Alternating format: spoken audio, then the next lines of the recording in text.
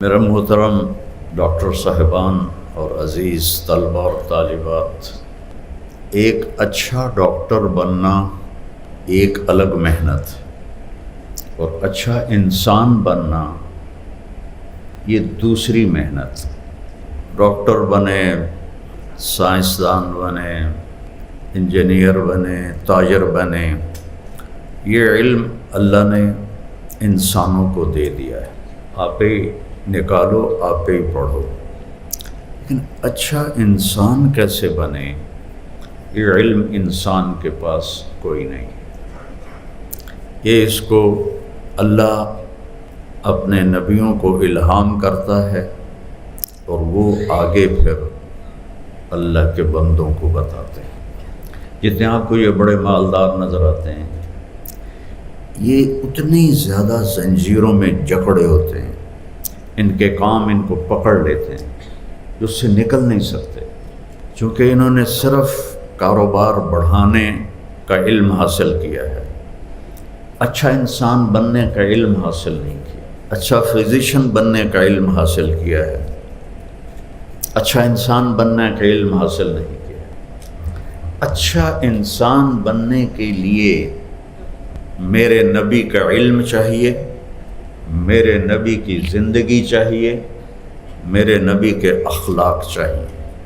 اس کے بعد آپ اچھے ڈاکٹر بن جائیں، آپ اچھے مینیجر بن جائیں، پرنسپل بن جائیں، اچھے شوہر بنیں، اچھی بیوی بنیں۔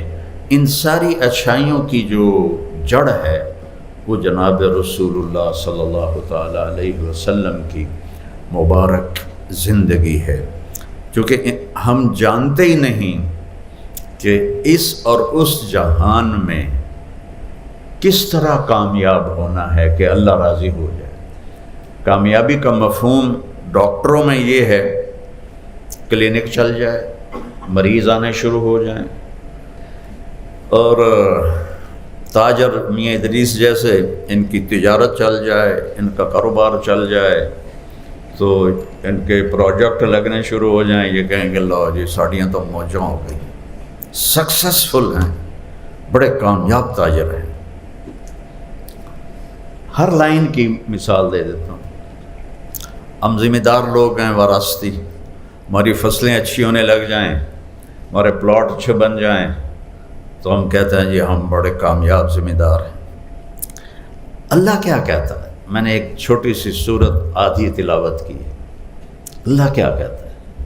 جب آپ کسی بات کو مضبوطی سے بیان کرنا چاہیں تو آپ قسم اٹھاتے ہیں، آپ قسم اٹھاتے ہیں۔ قسم شک کو دور کرنے کے لیے ہوتی ہے، اس لیے ہماری عدالتیں بھی قسم اٹھواتی اور ہمارے پنچایتوں میں بھی قسم اٹھوائی جاتی ہے۔ جس کا اعتبار نہیں ہوتا وہ کہتے ہیں یہ اس کی جگہ فلاں آدمی قسم اٹھائے۔ اللہ کو قسم اٹھانے کی ضرورت ہے۔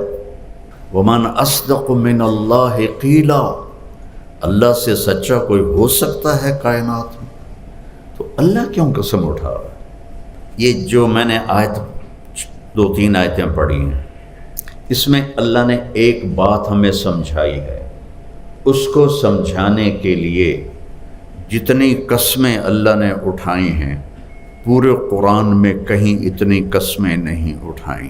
اللہ کہیں ایک قسم اٹھاتا ہے والعصر، کہیں دو والضحیٰ واللیل اذا سجا، کہیں تین واللیل اذا یغشی والنہار اذا تجلی وما خلق الذکر والانثی، کہیں چار والسماء ذات البروج والیوم الموعود وشاہد ومشہود، کہیں پانچ والفجر ولیال عشر والشفع والوتر واللیل اذا یسر، 5 قسم۔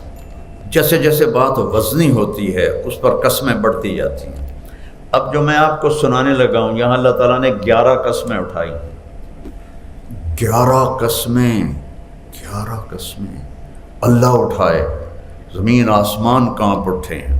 والشمس وضحاها، تو والقمر اذا تلاها، والنہار اذا جلاها، واللیل اذا یغشاها، والسماء وما بناها، والارض وما طحاها، ونفس وما سواها، یہ 11 قسموں کا مضمون کیا ہے؟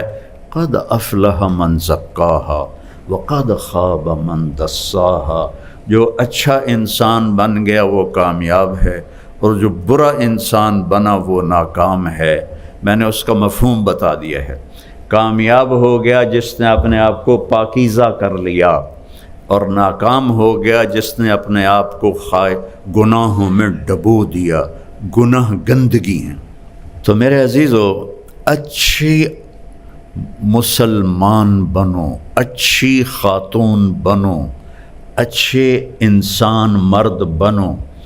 اس کے لیے سب سے جو پہلی چیز ہے جو اللہ نے ہمیں دی ہے، لا الہ الا اللہ، کہ اپنے اللہ کو معبود بنا کر اس کی ہر بات کے آگے سر جھکا دو.